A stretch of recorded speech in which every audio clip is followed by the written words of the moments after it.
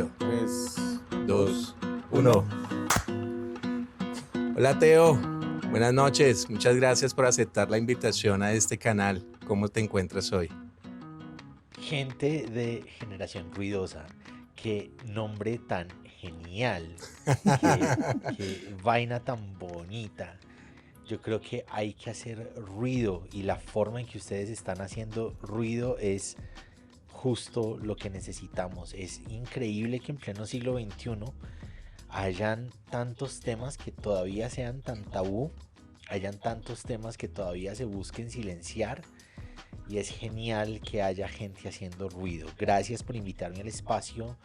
Gracias por permitirme hacer ruido con ustedes en esta Gracias entrevista. Teo, bienvenido de verdad. Y no, nosotros te agradecemos que hayas sacado el tiempito para estar con nosotros. Nosotros queremos que te presentes, queremos que nos digas cómo empezaste, cómo empezó, quién, quién es Tomás y por qué arrancaste en este cuento con Teo Cotidiana. Hace unos años me invitaron a una iglesia ahí en Bogotá y en la reunión con la persona que me invitó, que nos hicimos muy amigos, a Ger lo amo profundamente, y a su familia y a su iglesia, es donde me congrego cuando estoy ahí en Bogotá.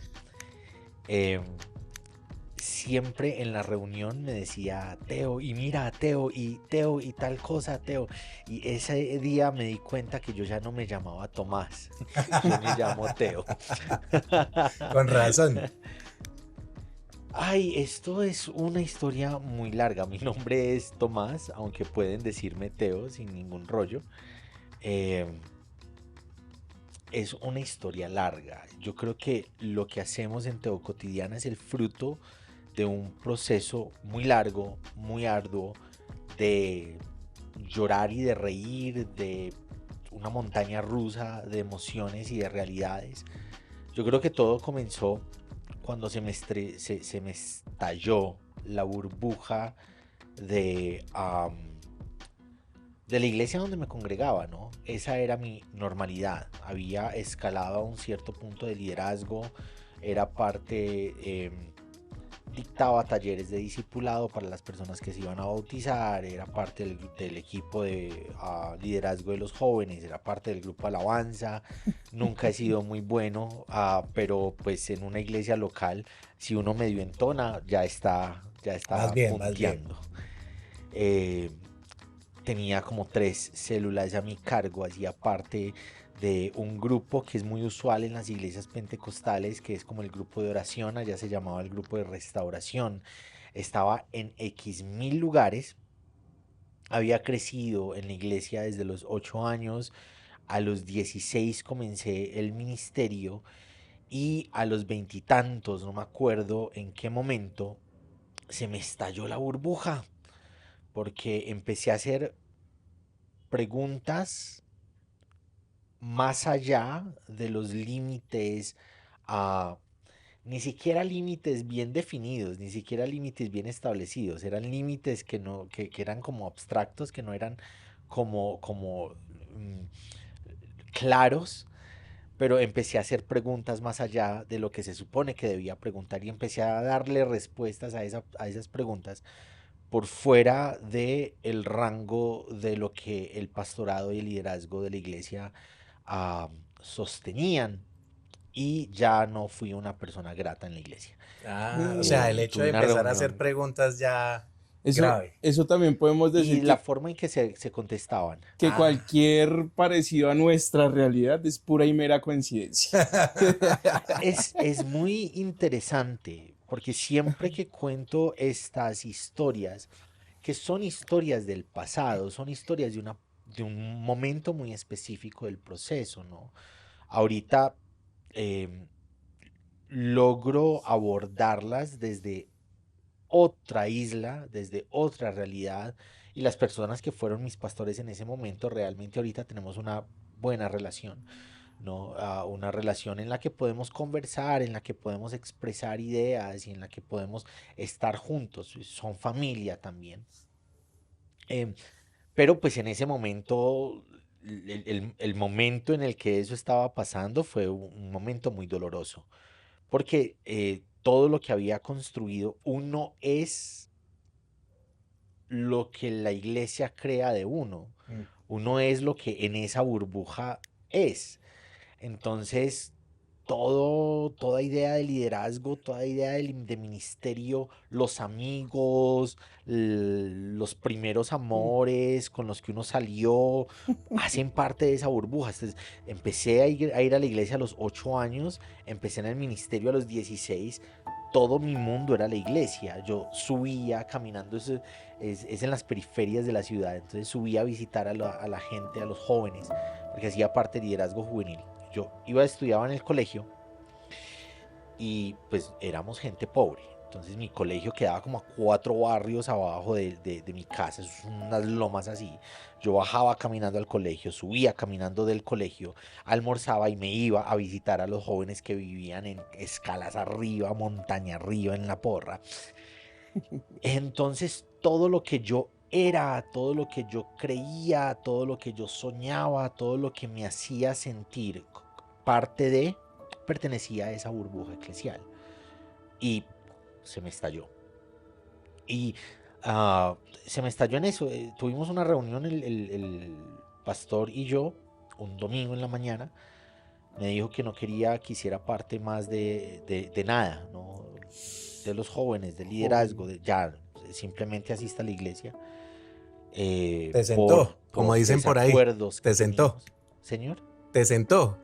Normalmente le dicen así, me te sentó. sientan. Yo me acuerdo que en esa conversación yo le pregunté si había alguna razón por la que pudiera ponerme en disciplina. Me dijo que no era una disciplina, pero me estaba quitando todo. Entonces decidí irme de la iglesia y empieza un camino muy, muy jodidamente doloroso. Mucho, de mucho llanto, de mucha rabia. eh, porque si uno pertenece al lugar donde uno creció, ya no estar en el lugar donde uno creció le da a uno una carencia de identidad gigante. Mm. Entonces, lo que suelo decir es que tuve que romper a Dios en mil pedazos, el Dios que me dio la iglesia, el Dios que me dio mi familia, el Dios en el que creía, y me tocó empezar a construirlo de ceros.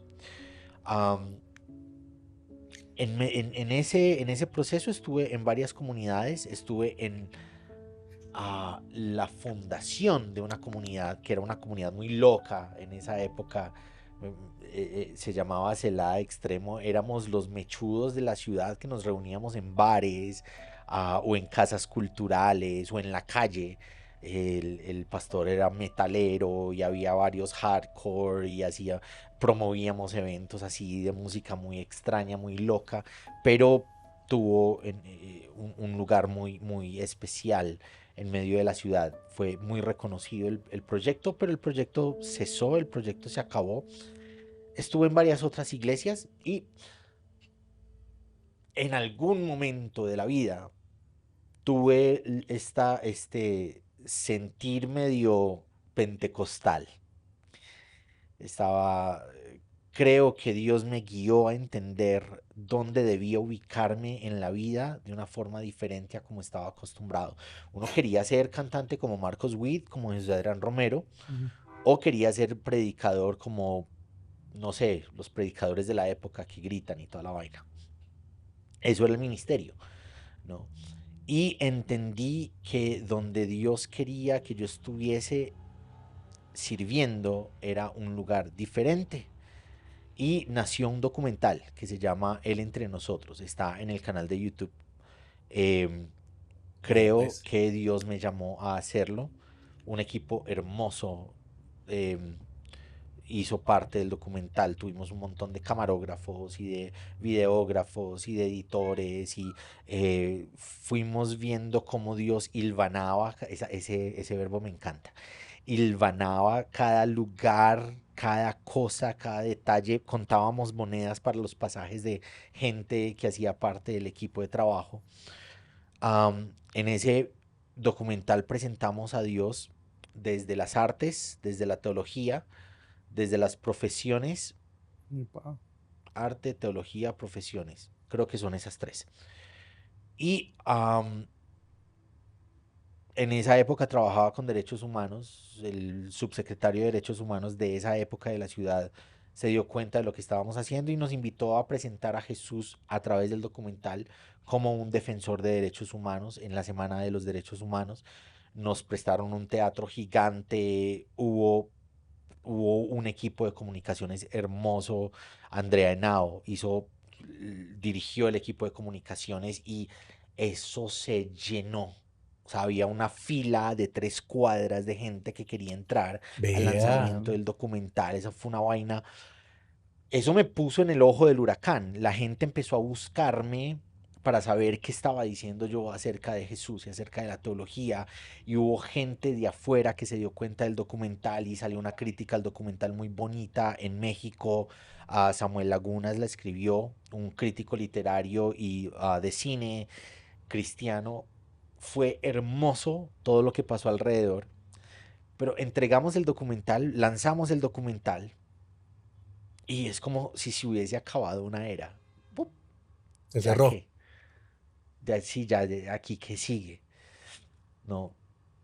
Y empecé a decir cosas en mis redes sociales personales acerca de Jesús y acerca de reflexionar la fe y acerca del evangelio y la gente empezó a seguirme pero ya no me sentía cómodo contando chistes bobos o diciendo alguna vaina política diferente porque la gente me estaba buscando para hablar de Jesús y ahí fue cuando abrimos como un proyecto aparte de mis redes personales que se llamó Teología Cotidiana.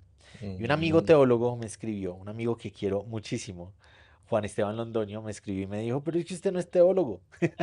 Ay. Y yo le dije, eso es cierto, entonces mutó de teología cotidiana a teo cotidiana porque realmente nunca se trató de ni de exponer teología, ni de sistematizar teología.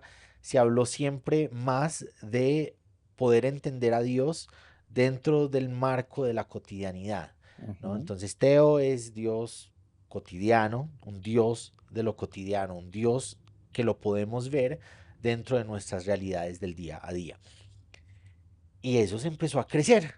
Facebook fue lo primero que salió, am, que ahorita tiene 18.000 seguidores, después fue Instagram, después fue Twitter, que ahorita se llama X, y después fue lo más reciente que es el podcast, que los primeros meses tuvo como un montón de episodios, porque tenía esta idea de poder trabajar y generar contenido y generar contenido. Creo que durante 9 meses, todos los días Uy. grabé un episodio, todos los días edité episodios. No tenía un montón de cosas que ahorita sí tengo, entonces era súper artesanal lo que hacía. Y de esos episodios, que fueron un montón, saqué algunos para transcribir y editar el libro que se llama Jesús para la vida real. Em, Eso es un poco el resumen de dónde sale toda esta vaina que hacemos hoy. Mejor Aquí dicho, estoy. un mega resumen. Pues bueno, algo que tengo que confesar es que yo a Tomás llevo siguiéndolo hace un muy buen tiempo, después de también haber pasado por cosas muy parecidas, diría yo, a lo que pasaste. Y fue que después de que salimos de la iglesia con Yoyo, empezamos a reencontrarnos con Dios. Y pues este canal nació de esa forma, de empezar a responder esas preguntas que a veces uno tenía y uno no sabía cómo responder y que muchas de las personas que han estado dentro de nuestro canal pues se han atrevido a hablar sobre temas que para la iglesia son tabú. Entonces tengo que confesar que yo soy fan suyo. Entonces hoy pude pues hablar con dos amigos tuyos, yo no sé si los recuerdas o los tienes ahí pendientes, Andrés Obando y Cristian Sí, González. Nosotros sí, claro. trabajamos ahí al ladito porque pues nosotros trabajamos en el mismo sitio y me decían que qué bacano poderlo tener aquí en el canal y qué chévere poderlos estar escuchando y que ojalá Cristian se anime con esta entrevista también a darnos una entrevista porque también se parece mucho a la historia de Cristian con la iglesia de él, ¿no? Kratos, Pastor Kratos, que es como él aparece en redes sociales. Entonces, pues Tomás, Sí, de verdad que esa historia lo lleva a uno como a entender que no somos los únicos que pasaron por una situación pues tan tremenda como la que Ujú. tú pasaste, estallar esa burbuja. Pero bueno, después de estallar esa burbuja, viene como ese momento de crisis, de no entender muchas cosas y como que, bueno, ¿ahora en qué creo? Y pues es bonito entender que es ver a Dios desde la cotidianidad, pero creo que va más allá, ¿no? Va más allá de solamente tener una relación con Dios, sino también una relación con el prójimo. Y eso es algo de lo que hemos podido ver en tus redes sociales.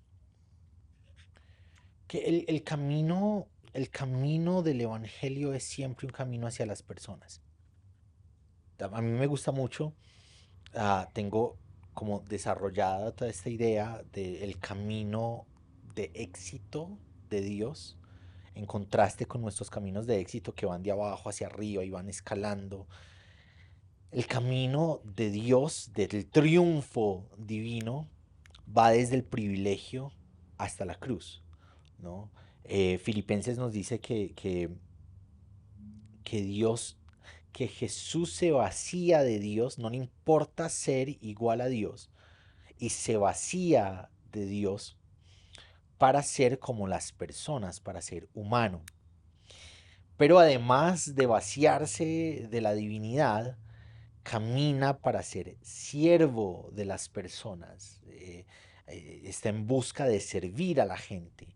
Pero además de ser siervo, camina en ese servicio entregando su vida hasta la cruz, ¿cierto? Es un camino que va de arriba del privilegio hasta las últimas consecuencias. Y una consecuencia que es horrible, la muerte dolorosa que le ocurre a los rebeldes de la época, que se nos olvida un poquito, que es que son cruces para que la gente las vea. Mm. Son cruces al aire libre y eso tiene un sentido político. Esta gente que estás viendo aquí muerta en las cruces, porque no eran tres cruces, pues la Biblia habla de él y de los que estaban a los lados, pero hacían un montón de crucifixiones en esa montaña. Y todos los que estaban peregrinando hacia Jerusalén miraban hacia la montaña y veían eso lleno de cruces de gente muerta. Lo que le está diciendo el imperio a la gente es esto es lo que le pasa a la gente que se revela. Esto es lo que le pasa a la gente que uh, comete crímenes de lesa majestad, que ese es el crimen por el que matan a Jesús. ¿Y por qué a Jesús lo entienden como un criminal de lesa majestad? Porque está proclamando un reino diferente, alternativo al imperio romano y a los reinos locales de Israel de esa época. Entonces, um, el camino de Dios y proclama ese reino como un discurso de esperanza.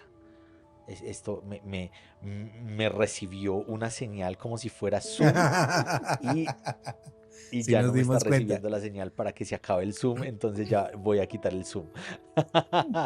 Estuvo bueno Em, ese acercamiento, estuvo así Ah, sí, sí, preciso en estuvo dramático, esperanza. dramático, todo súper dramático. dramático. Pero y no sé de dónde le quito el zoom, pero va, aquí estamos. Ay, ya se quitó el zoom. Em, es un discurso, el discurso del reino de Dios en contraposición a los reinos de este mundo. Es un discurso de esperanza, es un discurso de dignidad, es un discurso de amor, es un discurso que se salta los estoy pensando como en las estacas con alambres de púa que hay Las cercas. en las tierras, ¿no? Se saltan los límites que socialmente, culturalmente, políticamente se han levantado, como esta es la manera en que debemos ser y hacer la vida. Habían como dos paradigmas muy grandes de la época Perdón por estar hablando así, como se me vienen un montón de ideas a la cabeza y estoy un poquito neurótico porque acabo de tomar café. Entonces estoy así súper ardilla. Está el paradigma de pureza e impureza de los judíos, ¿no? Los puros, los impuros son un contraste completamente diferente. Y ser puro es lo importante y ser impuro es una desgracia. Hay que Mm, alejarse de los impuros. Y a honor y vergüenza del Imperio Romano es otro de los paradigmas importantes de la época. Hay que ser una persona honorable, y si se es una persona vergonzosa, se aleja de lo social, se segrega, uno se aleja de las personas de deshonra y uno se aleja de las personas impuras. El discurso del reino de Dios de Jesús acerca a las personas deshonrosas y se acerca y se unta de las personas impuras. ¿No? El reino de Dios de Jesús es un reino vinculante, es un reino que acerca, es un reino que abraza, que toca y se deja tocar, ¿no? Y ese discurso genera malestar en la religión nominal de la época y genera malestar en los representantes del imperio romano y de los reyes judíos y a Jesús lo acusan de lesa majestad y lo matan. Un camino que va desde el privilegio, vaciarse del privilegio para ser igual a las personas, vaciarse de la igualdad con las personas para ser siervo, vaciarse hasta llegar a las últimas consecuencias del discurso del amor. Es un camino hacia las personas, es un camino hacia la gente. No es esta vaina cristocéntrico, bibliocéntrico, teocéntrico, todo lo bibliocéntrico y todo lo teocéntrico y todo lo cristocéntrico que nos invita el Evangelio a hacer y a hacer es a estar tan cerca de Jesús que caminamos con Él hacia las personas, para alimentar a quienes tienen hambre, para tocar a los intocables y dejarnos tocar por los intocables, para anunciar el reino de Dios de esperanza en medio de realidades de crueldad, en medio de realidades de muerte, anunciar vida hasta las últimas consecuencias. Teo, a mí me encantan tus publicaciones, yo también te sigo hace rato y en algunas ocasiones inclusive me dan ideas, pero también me doy cuenta por los comentarios que no todo el mundo los recibe de la misma manera, ¿no? Hace poco inclusive con unos comentarios que dabas sobre el tema de Israel, eh, te dieron muy duro en varios comentarios, te dijeron antisemita. No sé si lo leíste, que creo que sí, porque lo respondiste. Entonces yo sé que no ha sido fácil el camino y para mí tus publicaciones que son muy buenas invitan a pensar, que es lo que me gusta, a usar el criterio. Muchas veces son duras de recibir, son subversivas, son lo contrario que mucha gente esperaría. Y yo me imagino que no todo es un jardín de rosas. También tendrás espinas en el camino. ¿Qué ha sido lo más difícil que has tenido que enfrentar o que ha sido para ti difícil con respecto a la audiencia que tal vez no ha recibido muy bien alguna publicación tuya? Hmm.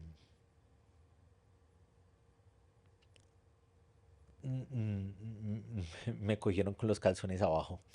No, no tengo idea.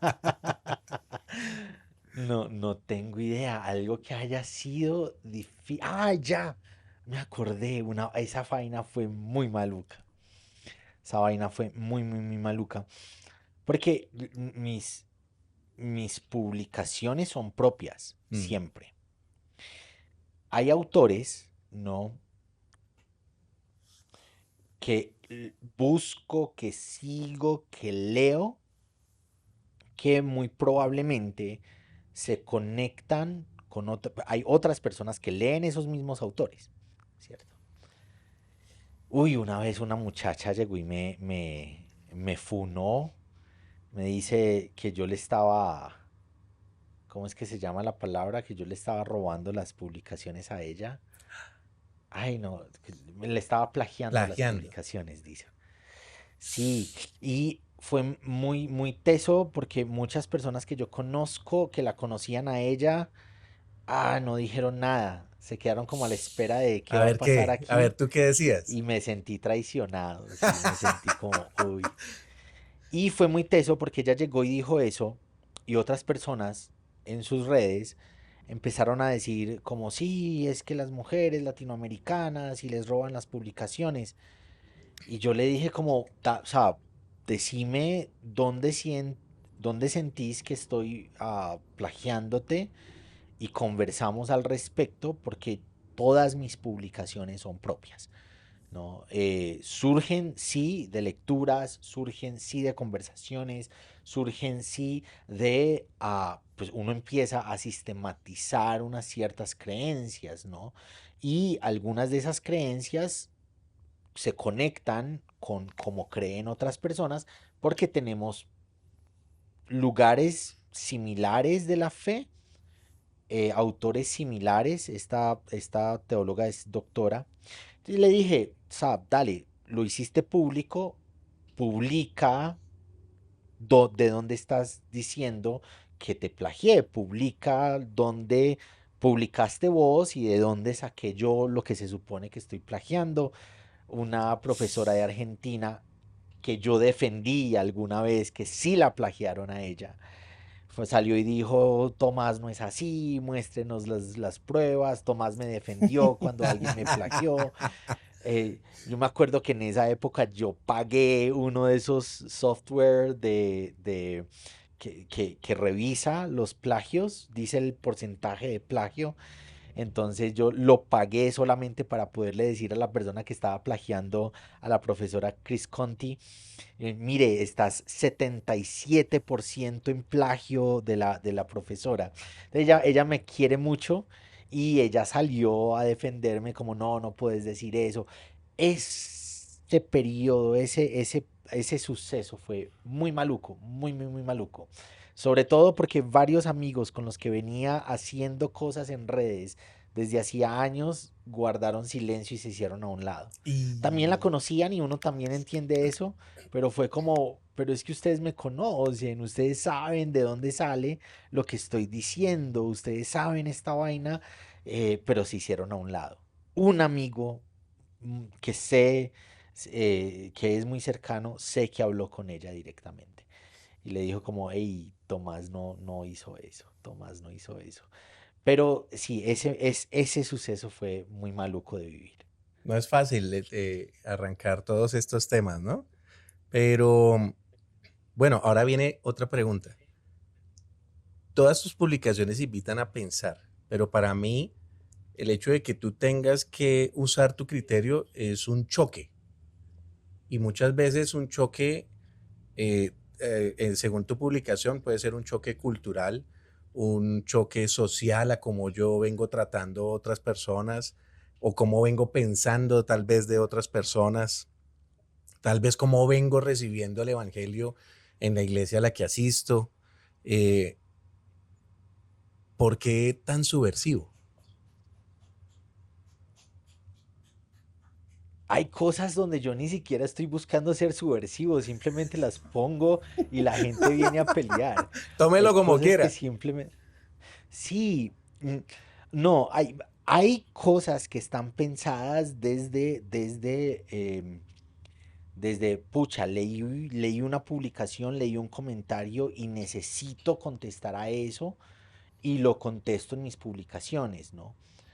Em, pero hay cosas que simplemente estoy pensando y estoy escribiendo y la gente viene y pelea. El evangelio es subversivo. No hay evangelio sin subversión. Jesús es el planteamiento de Dios en contra de los poderes de este mundo que plantean injusticia. Si creemos que Jesús es el cumplimiento de los profetas están prometiendo una y otra vez que Dios va a hacer a un lado a los líderes que han maltratado al pueblo y va a plantear un liderazgo donde él mismo va a alimentar, va a cuidar, va a proteger, va a estar presente, ¿no? Entonces, si creemos que Jesús es el cumplimiento de las profecías, el cumplimiento profético, Jesús es la pelea de Dios en contra del liderazgo. Mm. ¿Ok? Y lo pueden ver en Ezequiel y llega y dice los pastores que rasuran a sus ovejas y usufructúan de ellas y yo las voy a pastorear.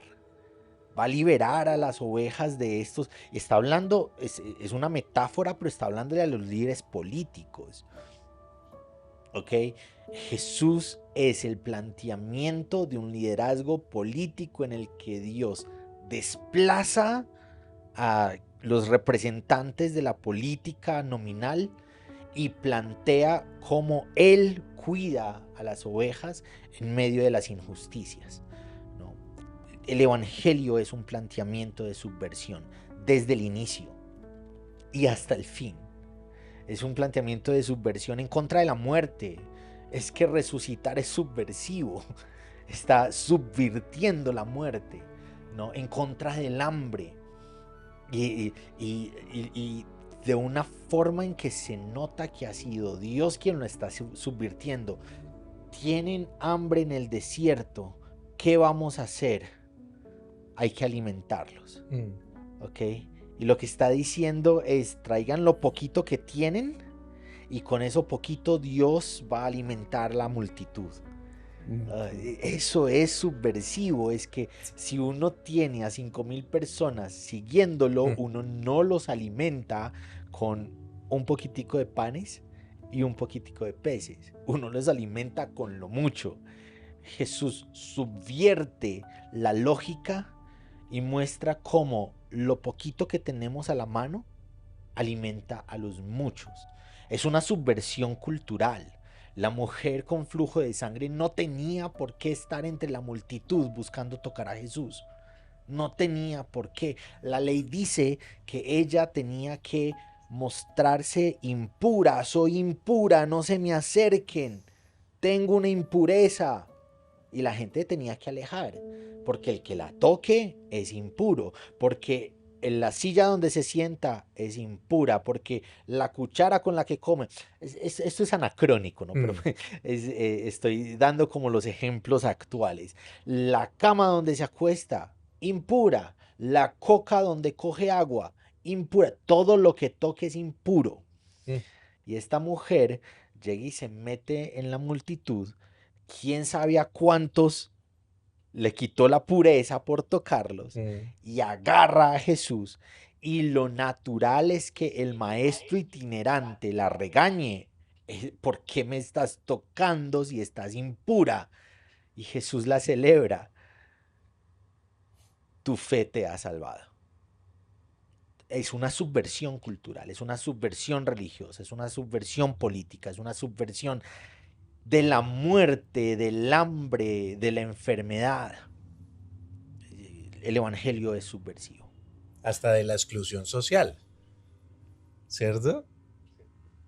Bueno, pero pasemos de lo subversivo a qué ha sido lo más bonito que ha pasado pues en ese caminar, porque pues siempre vemos como el lado como que, ay, el lado difícil, el lado como subversivo, el lado que siempre como que genera polémica, pero también han pasado cosas bonitas dentro de todo este caminar de Teo Cotidiana. Debe haber, no sé, un recuerdo de alguno de tus seguidores o alguna de las personas con las que has compartido, que tú digas, esto ha sido un fruto de lo que ha pasado con Teo Cotidiana. Hay un montón de cosas, hay un montón de historias. Las historias que llegan a Teo Cotidiana son gigantes. Hay una que me parece muy interesante. Porque hay algunos haters que han tomado como ministerio contestar cualquiera de las publicaciones que hago. Entonces, todos los días, si yo hago 3 publicaciones contestan con el hate. Y lo asumen así, es como mi lugar en la vida es contestarle a este man.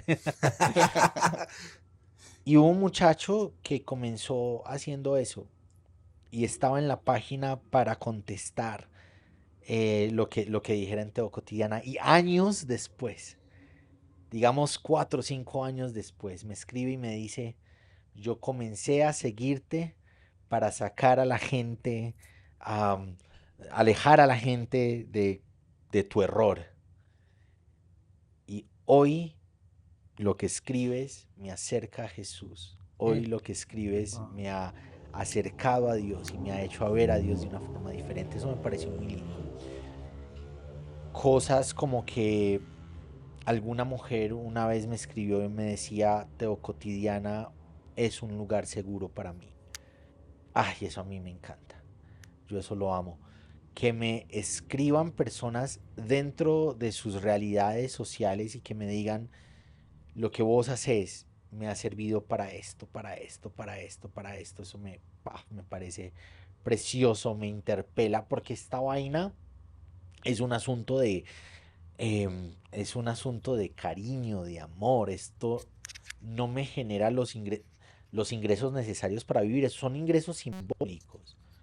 Algunos 2, 3 libros que se vendan cada mes, eh, una que otra ofrenda que me dan, que me llega brutal. Casi siempre llegan en momentos muy específicos en los que, pucha, necesitaba esta vaina. Pero esto no me genera los recursos para vivir. Entonces, muchas veces es como, yo, ¿por qué rayos sigo haciendo esto? Es un esfuerzo, ¿no? Cada uno de los equipos que hay aquí, poner esta vaina bonita, todo esto es un esfuerzo. Pensar lo que se piensa, leer lo que se lee para enseñar, acompaño procesos. Hay días que la gente me escribe y me dice, pucha, necesito hablar, y lo que hacemos es una reunión por Zoom, me tomo un vino con las personas y eso hace parte como de este proceso. Y muchas veces es desgastante y agotador, y ¿por qué rayos sigo haciendo esta vaina? Y llega justo cuando estoy haciendo como ese análisis mental, alguien llega y me escribe, lo que haces me salvó la vida, Mm. lo que haces estuvo conmigo. Am, ha sido bonito acompañar a personas en medio de sus momentos difíciles. Ha sido muy, muy bonito. Que alguien me diga, me escriba una vaina de despedida, una carta de despedida diciendo, ya no doy más con la vida, gracias por los aportes. Y que después me digan, no, Dios me habló a través de tus publicaciones y no decidí hacer lo que iba a hacer. Uf. Es bello, es muy, muy, muy bello. Y todos los días publico, porque todos los días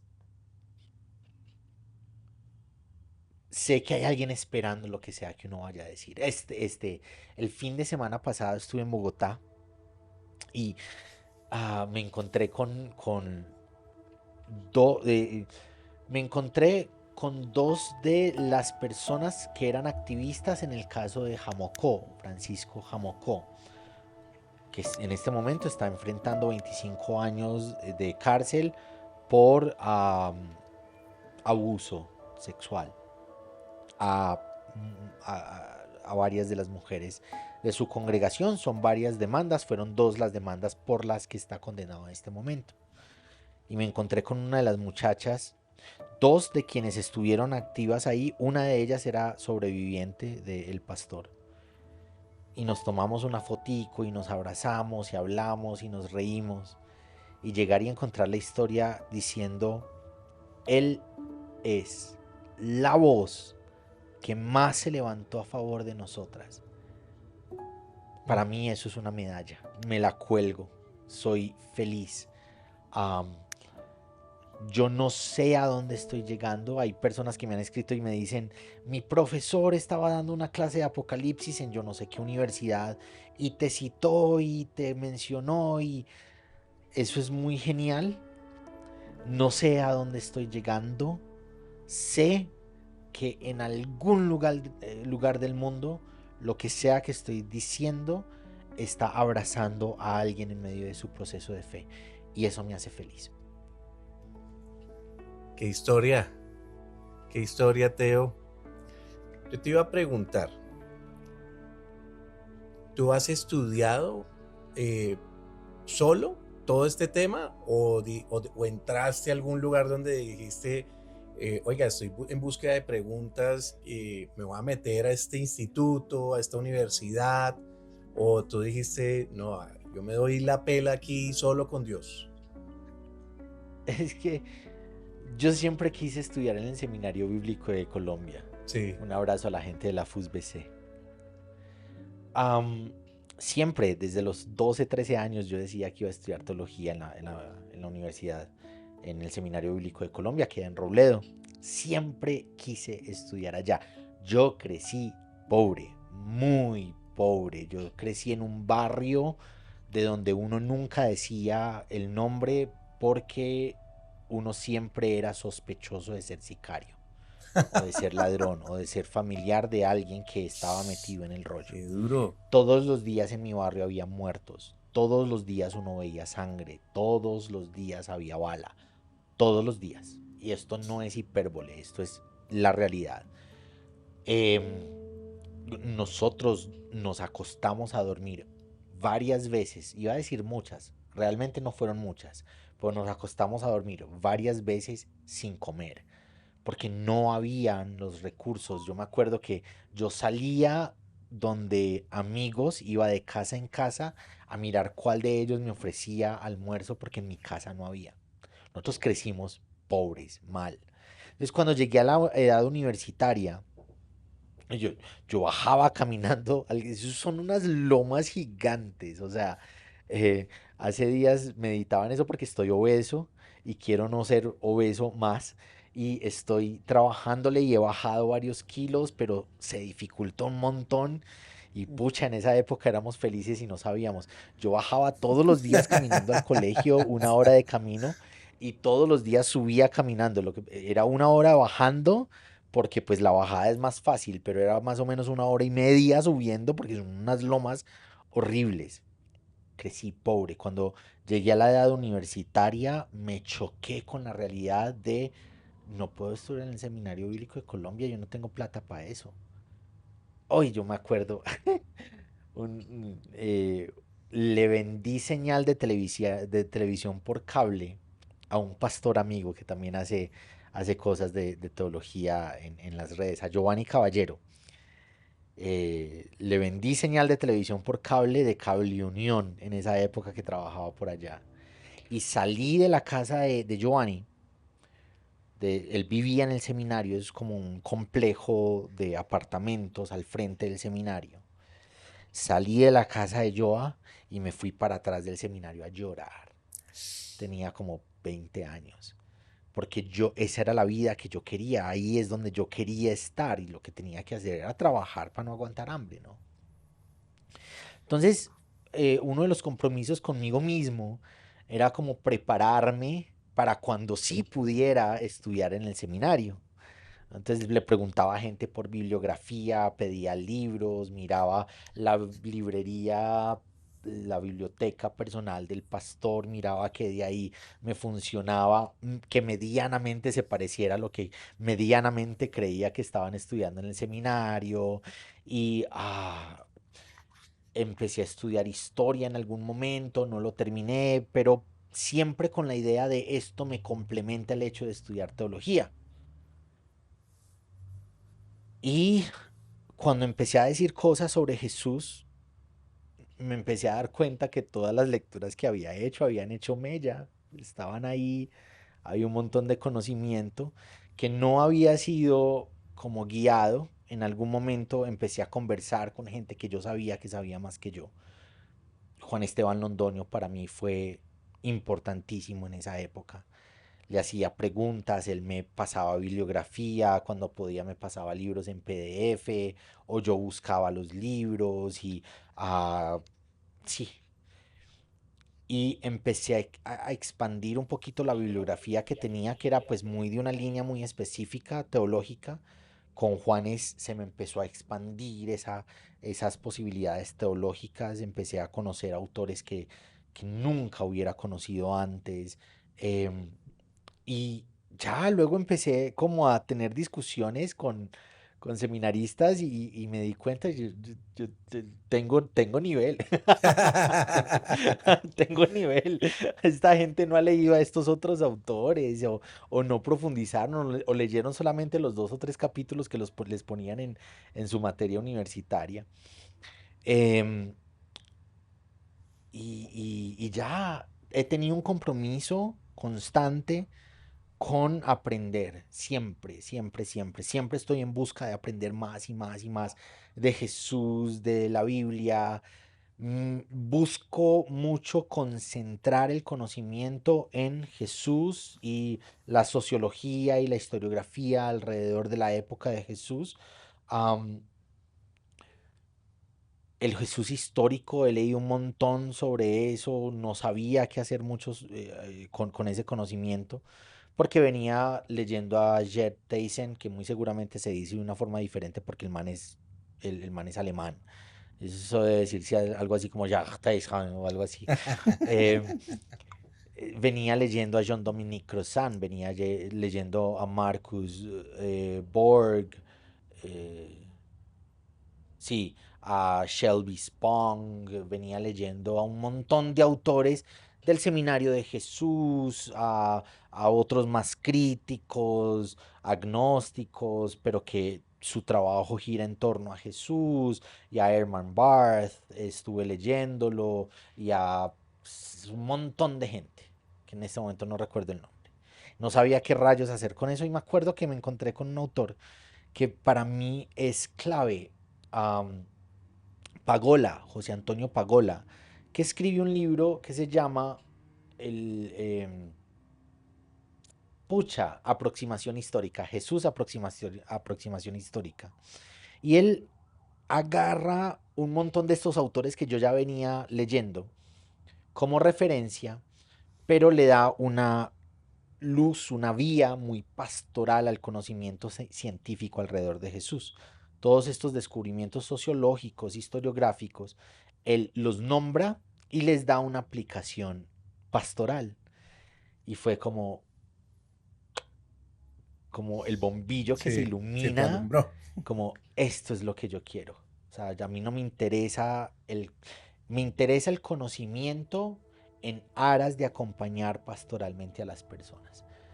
Y yo creo que desde que conocí a Pagola, esa ha sido como mi luz al respecto de lo que hago en Teo Cotidiana. Lo que sea que yo digo, lo que sea que yo hago, lo que sea que yo sé, necesita estar alineado con acompañar a las personas en medio de su proceso de fe. Y pues escuchando a Tomás, siento que tenemos un camino larguísimo por recorrer, porque pues nosotros también ahí escuchando tantos autores y tantas cosas, como que uno se anima a empezar a leer Y a investigar y a más. investigar más allá, ¿no? En algún momento yo también tuve, hace muy poco, hace un año atrás, tuve como una especie de, no sé cómo decirlo, como de crisis existencial, en donde yo ya quería como acabar con todo, no quería saber nada de nada. De hecho, con yo el canal se paró por un muy buen tiempo, ¿sí? Frente a todo lo que estaba sucediendo después de la salida de la iglesia, después de pandemia, todo fue como muy junto. Y empiezo como a dejar de creer en ese Dios que me iba a castigar, ese Dios que me iba a generar tantos traumas en un momento. Y en el lugar donde trabajo llevaron también a un teólogo muy reconocido que es Hans de Witt. No sé si has escuchado de él. Es bibliólogo. Claro, Hans de Witt, claro que sí. Exactamente. Y Claro que él sí. llevó el tema acerca de los traumas que hay dentro de la Biblia, que hay a nivel social y todo eso. Y eso volvió como a despertar en mí algo pues rarísimo, porque yo estaba con mi crisis de decir, yo ya no quiero saber absolutamente nada de nada. No me contestaba ni el teléfono. Entonces llega este hombre a darnos esta conferencia, a dictarles estas clases, y en medio de todo eso yo dije, claro, Generación Ruidosa nació pues con esta intención de escuchar a todas esas personas que han pasado por cosas tremendas, y pues también trae a colación todo lo que yo había empezado pues a entender en medio de este caminar, y a decir, oiga, hay personas que realmente tienen un propósito de hacernos ver a Jesús de otra forma, ¿sí? De dejar de creer en ese Dios que me va a castigar, desde ese Dios que me está mirando y me está observando y que probablemente me siento como mal. Entonces, pues en medio de toda la situación, yo entendí que pues hay formas diferentes de ver a Jesús. Y Teo pues, ha sido parte de ese camino, de ese conocer, y también agradezco que en algún momento, no tengo ni idea cómo llegué al canal. No No sabemos, ¿no? sé, no tengo ni la menor idea. No Yo ahorita, sabemos cómo te encontramos. de hecho, yo estoy echando cabeza, pero es que fue mucho antes de salir de la iglesia incluso, ¿Ah, sí? porque, Yo lo porque conocí ya por fuera. porque Yo te inclusive yo estoy contaminé. echando cabeza y habían comentarios y cosas que a mí me decían como, ¿usted por qué publica teologías que no debería estar publicando? Porque Te en cierto contaminé. modo había Yo soy la control razón por de, la de que te redes echaron de la sociales. iglesia. Entonces, de pronto ya uno se convirtió en el subversivo del que hablaba yo en algún momento, ¿sí? Porque ya empezaron como a mirar, este como que no sé qué, como que no sé cuántas, y venga, yo empiezo como a hacerlo a un ladito porque pues probablemente también pasamos por lo mismo, de que dictábamos clases, estábamos en escuelas, estábamos en aquello, y nos decían como, espere un momentico, usted tiene que hacer lo que yo digo y no lo que esto, pero aún así están esas creencias que empiezan a entrar en nosotros de decir, Jesús es diferente, Mm. ¿sí? Y bueno, eso es como lo que yo digo, fue madre, falta muchísimo por conocer y muchísimo por leer. No, pues después de todos esos autores que nos nombró, yo quedé ahí como que no he leído No, ninguno. pero yo, yo tuve unos años en que no me salía a trabajo y no me salía y no me salía. Sí, sí. Cuando uno no tiene trabajo, pues yo leo y publico todos los días y peleo con la gente de los comentarios. Ya no tengo tiempo para pelear con la gente de los comentarios y tampoco tengo tiempo para leer. Bueno, Me toca ser muy selectivo, ¿no? Pero pues, yo creo que cada persona tiene su historia y no creo que sea, em, no creo que se necesite replicarlo. Esa fue mi realidad, y a mí me funcionó para algunas cosas, para otras es como masoquista, saber algunas cosas es supremamente masoquista. O invertir en saber algunas cosas es supremamente masoquista. L- Ustedes están viviendo su camino, su realidad, su proceso. Y lo más importante es que, independiente de que se lean 100.000 libros o uno, lo más importante es que el camino esté sostenido. Yo creo en un Dios vivo. Yo creo en un Dios que no está encerrado ni en el dogma, ni en la denominación, ni en el libro. Yo creo en un Dios al que el libro nos acerca, pero que no está delimitado por las márgenes del libro. Y ese Dios está con nosotros en cada paso del proceso. Yo creo que lo más importante es apercibirnos de que Dios nos está acompañando paso a paso, día a día, pensamiento tras pensamiento, que son pensamientos eh, pasajeros, son pensamientos del camino. Yo no pienso igual. A veces me salen publicaciones de lo que dije en Teo Cotidiano hace 8 años y es como, uy, no. Pero Dios está ocurriendo en medio de esos procesos y en medio de esos caminos, y yo creo que eso es lo más importante. hay algo que siempre nos quedó después de que salimos de todo este tema, y es una frase que nos dijeron, y es, ¿qué opinas acerca de la siguiente frase? Que es, Cristo ya no es suficiente para ustedes si salen de este lugar. No la entiendo, Cuando no tengo idea cuando de qué están nosotros diciendo. nos sacaron o nos fuimos, porque hay una mezcla de los dos. Ya estábamos tomando la decisión, pero a la vez también nos sacaron por diferentes formas de pensar. Nos dijeron, todo el que se va de esta iglesia se va porque Cristo ya no le es suficiente. La denominación no enmarca a Cristo. La iglesia local no es Dios. Ujú. Es, Dios está aquí en la iglesia local de ciertas maneras y está allá donde nos vamos de la iglesia local de otras maneras. Y yo tengo que decir, y como les decía ahorita, mi relación con los pastores de esa época hoy es completamente diferente. Yo tengo una asociación inherente de evangelio con el servicio. Y donde sea que yo llegue, yo necesito, otra vez, me entendió esta vaina, epa, que necesitaba que se acercara. Es que, mira, bebé, lo ponemos más dramático. Súper, Yo súper. tengo una fijación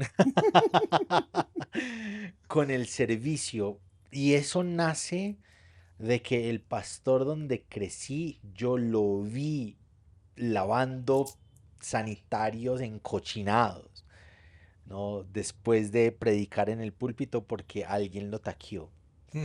Yo lo vi y eso se, independiente, voy a alejar esto porque no me gusta verme tan cerca, independiente de las diferencias doctrinales o de carácter que hubiesen surgido en ese momento, ese acercamiento al servicio yo lo llevo conmigo a todas partes. Esa fue una parte de Dios que estaba conmigo allá de donde salí. Ah, pero lo que he conocido de Dios afuera de allá, eso es otro rollo. Dios estaba ahí, porque tampoco es... Bueno, hay lugares donde lo que hay es el diablo mal. En el lugar mío, de donde yo salí, había Dios en muchos, muchos lugares. En algunos discursos muy, muy diferente am, a lo que yo sé hoy de Dios, pero en muchas acciones encontré lo divino hablándome y moldeando mi carácter allá de donde salí.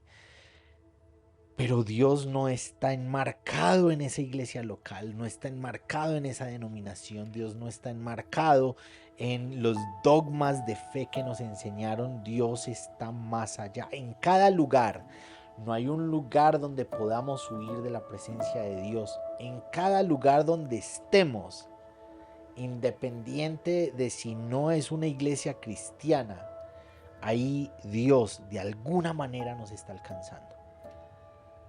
Teo, ¿qué opinas tú? Porque tú tienes audiencia de todo tipo, de todo tipo.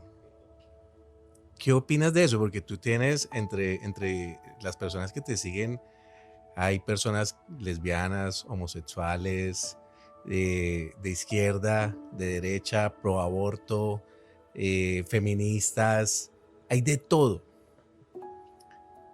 ¿Qué tan inclusivo tiene que ser el evangelio? Radicalmente incluyente. Radicalmente incluyente. Las personas que en la época de Jesús eran excluidas o por su enfermedad o por su lugar social, socioeconómico, o por sus impurezas o por sus deshonras, en Jesús encuentran una mesa donde todos se sientan en el mismo nivel. Todos en la mesa. Um, el Evangelio es radicalmente incluyente. El Evangelio tiene prostitutas entre los seguidores de Jesús. Tiene el celota entre los seguidores de Jesús, que el celota es alguien que está en contra del imperio y está dispuesto a tomar las armas para derrocarlo. Y está el recolector de impuestos para el imperio, que es un judío que los judíos lo entienden como un traidor. ¿No? El Evangelio es radicalmente incluyente. La mesa de la salvación está servida para todos y para todas, incluso esos que creemos que son demasiado impuros para ella, incluso esas que creemos que no la merecen. hace muchos años estaba pensando en este tema de la mesa por un libro que leí de Aguirre Monasterio, Rafael Aguirre Monasterio, que se llama La Mesa Compartida. Es varios ensayos de Rafael Aguirre sobre la iglesia. Él hace un acercamiento a la iglesia desde lo sociológico y tiene un capítulo que se llama La Mesa Compartida. Y iba pensando, me acuerdo que iba en un bus, iba pensando en este tema de que la mesa de Dios es una mesa amplia, es una mesa compartida, es una mesa incluyente. Y de un momento a otro ya dejó de resonar aquí y se me, como como un estalle de luz que se me metió, me pasó de aquí de la mente porque venía pensando en lo que Rafael estaba diciendo en sus ensayos y se me metió en el alma y entendí, yo fui invitado, yo, yo soy parte de la mesa de salvación, yo, con mis debilidades, con mi realidad, con mi historia, yo soy parte de la mesa de salvación. A mí Dios me invitó a sentarme con Él, a mirarlo cara a cara, a comer de su salvación. Y si yo fui invitado, jamás voy a mirar mal a otro que haya sido invitado. Jamás. No importa si es diferente de mí. No importa si lo que hace y lo que piensa y lo que es chilla con lo que me enseñaron toda la vida que era el Evangelio. Si Dios me invitó a mí y yo puedo sentarme en la mesa de salvación a mirarlo a Él cara a cara, Dios lo invitó a Él, la invitó a ella, los invitó a ustedes, nos invitó. Y en la mesa de salvación no importan las diferencias, importa el Jesús Salvador, el Dios Salvador, que por medio de Jesús nos invita a comer con Él. Tengo otra pregunta. Cuando saliste de esa iglesia donde te sentaron y te dijeron, ya no queremos que sigas sirviendo más, y empezó una realidad difícil para ti, ¿no generó en ti como, no sé si un desprecio o tal vez como que, oiga, qué injusto que me hayan tratado de esa manera, no vuelvo a esa iglesia, me cae mal, o qué generó en ti? Ah, no, yo estaba muy enojado. Yo estaba muy enojado. Yo me acuerdo que una vez los pastores estaban donde mi mamá. Mi mamá hizo parte del liderazgo muchos años, lideramos juntos en los jóvenes. Y después mi mamá empezó a pastorear allá. Y yo fui a la casa, a mi casa, y ellos estaban allá. O sea, tu mamá seguía Y ella, asistiendo después de que a ti te sí, sentaron. sí, sí, sí, no, ella sí asistió hasta hace muy poquito. Em, y ellos estaban allá, y yo sé que a ellos no les gustaba un cierto tipo de música. Y yo cogí un DVD que tenía de Rescate y lo puse a todo taco mientras ellos estaban allí y me senté en las salas a escucharlos. Era como estoy en mi casa, yo veré qué escucho. Y no había mucho enojo y mucho de la hermenéutica con la que me acerqué al Evangelio tiene que ver también con las heridas, era una hermenéutica desde la herida. Y yo creo que hay que dignificar las heridas de la gente, las heridas de la gente también son un camino para encontrarse con Dios. Es que hay que perdonar, no, cada persona en medio de su proceso va encontrando la forma de dar y recibir perdón.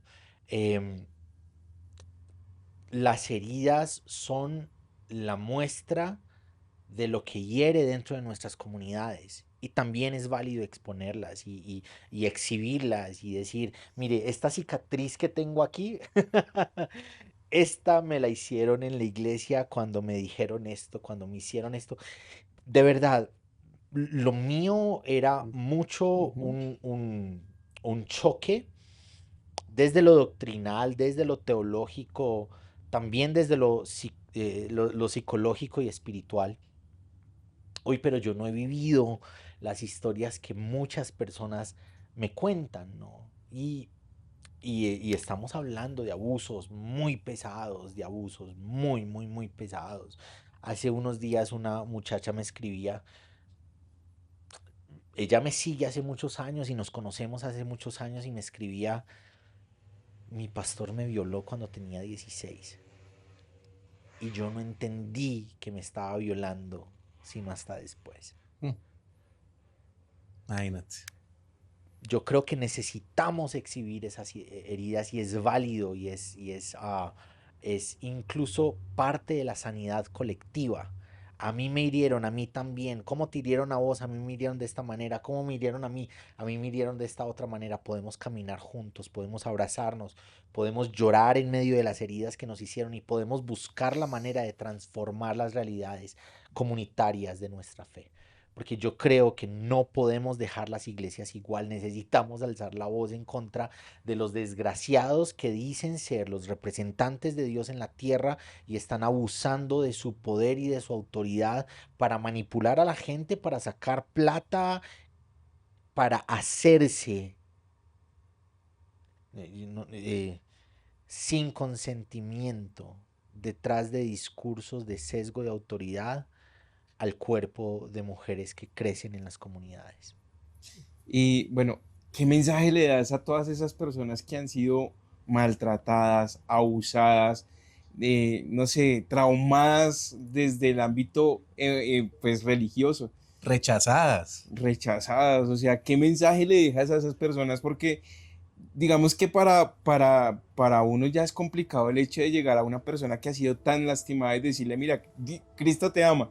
Mm. Pero ¿cuál es ese mensaje que tú le dirías a esa persona que realmente necesita escucharlo, que está en medio de toda esa oscuridad y necesita escuchar pues ese mensaje de luz en este momento? Yo tengo una amiga que también Ese es es re el... fan y tiene ese libro y lo tiene, pero mejor dicho, rayado por todos lados. ¿Quién, Vivi quién, quién, quién? Meléndez. Una amiga que se llama Vivi Meléndez, ella, mejor Ay, dicho, tiene tu libro, ella por allá lo hizo comprar para que tú lo firmaras. Ella asiste también a una iglesia ahorita aquí en Bogotá, que es en el Teatro Cabaret, no recuerdo el nombre sí, ahorita. Euforia, Eso, Euphoria pero ya no Euphoria están Church. Church, ahí. Ya no están ahí, están en San Felipe. en San Felipe, ¿San sí. Felipe se llama? Sí. Sí, sí, yo amo Euforia. Allá es donde yo me congrego. Si voy a Bogotá 2, 3 días, busco estar en Euforia. Si bien es natural que en cada camino hay espinas que se clavan en el alma, también es cierto que algunas de esas espinas nos han ocurrido en la historia de ser cristianos y cristianas. Esas espinas nunca debieron existir, nunca debieron ser, y son el producto de personas y organizaciones que alegando ser agentes de Dios, en realidad actuaron como el diablo. Mm. Y me refiero explícitamente a realidades de abuso psicológico, emocional, espiritual e incluso sexual. Frente a esas heridas, creo que la belleza de Jesús y de su mensaje tienen una caricia de sanidad. En medio del proceso de ser cristiano, creyendo que hay algo por decir en esa doble dirección y partiendo de varias decisiones y rutas y momentos y personas y proyectos y sueños, bueno, esto es otro rollo, pero era el párrafo anterior. Jesús es la sanidad en medio de las espinas. Y yo sé que usaron a Jesús como parte de la herida, como una de las formas de herir. Decían Jesús y actuaban mil cosas contrarias a Jesús. Hay un camino. El Evangelio es un proceso. Nos invita a un proceso. Y un proceso muchas veces por fuera de la religión nominal, por fuera de los dogmas que nos enseñaron, por fuera de donde se supone que debemos estar y donde se supone que debemos caminar. Es muy difícil. Está bien si decidís no seguir a Jesús. Si decides seguir a Jesús, que es una opción, Jesús nos va a mostrar un camino de sanación en medio de cada una de esas heridas. Yo soy la prueba viviente de una de esas realidades. Em, Conozco a otros, a otras, en lo que yo pueda servirles, aquí estoy. Muchas gracias, Teo. No es fácil, creo que compartimos mucho tu punto de vista y nos alegra saber que contamos con alguien que lo comparte y que muchas veces, siendo sincero, nos ha servido de guía para continuar, porque para nosotros este camino no ha sido sencillo. Hemos sido criticados por tener invitados. Por ejemplo, hicimos una charla, una entrevista que se llamaba ¿Cómo ser gay dentro de una familia cristiana? Y recuerdo tanto que el reclamo de los pastores allegados fue inmediato apenas salió la entrevista. Y uno de los reclamos fue, ¿usted por qué no le dijo que se arrepintiera? Y otro pastor me dijo, usted en ningún momento hizo la oración de entrega con él. ¿Por qué no le dijo, venga, oremos y entréguese a Cristo? Y recuerdo que un familiar me dijo, es que él no se ha curado de esa enfermedad porque él no tuvo suficiente fe. Y así ha sido con muchas entrevistas. Sale una entrevista que tal vez es controversial y nos han dado muy duro. Al principio uno tiene como ese de no, esto es importante y trata uno de escudarse, pero pues uno tiene corazón de carne y también duele a veces la crítica. Y no ha sido sencillo, pero tus publicaciones nos han ayudado a continuar, a tomar fuerzas y a decir, oiga, esto vale la pena hacerlo. Y continuemos a pesar de que no tengamos fuerzas y que sea Dios el que nos continúe guiando. Te agradecemos el tiempo, Teo, de verdad, que compartes con nosotros. Tenemos otro tema por tocar, pero queremos que que salga aparte. De verdad, Ok. muchas gracias. No sé si quieres decir algo No, más, cerrar. gracias y realmente de verdad sigo siendo su fan. Para nosotros es un privilegio que nos hayas sacado el tempito, de verdad. Y aquí estamos también para servirte. En medio de todo, pues el canal está abierto para todo aquel que quiera hablar y realmente te agradecemos un montón. Creo que ya habíamos hablado contigo hace como un año más o menos y por ahí te habíamos escrito, pero pues por múltiples cosas que pues ya te habíamos contado, pues habían pasado reguero de cosas y no habíamos podido concretar y este año volvimos a retomar Generación Ruidosa. Entonces muchas gracias, Tomás. Alcen la voz, sigan alzándola. Estas voces subversivas son importantes. Las voces proféticas son subversivas. Yo creo que necesitamos voces proféticas. Y profetismo no es esta vaina de las iglesias de aquí el Señor te dice te voy a dar una mansión o vas a conseguir esposa en los próximos 3 meses.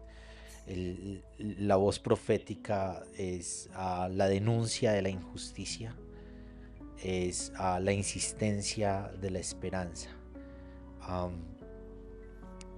Alcen la voz, su voz es necesaria. Gracias por permitirme estar aquí. Supongo que estoy muy sensible hoy. No es muy usual estar así de sensible. Muchas gracias. La gente necesita cada vez más alternativas de iglesia, alternativas de comunidad, alternativas de voces que en medio de tanto te despreciamos, te segregamos, explícita o implícitamente, puedan encontrar el te amamos. Aquí sos bienvenido, bienvenida, aquí sos recibido, recibida, aquí sos radicalmente vinculado y vinculada. A continuar. Gracias, Teo.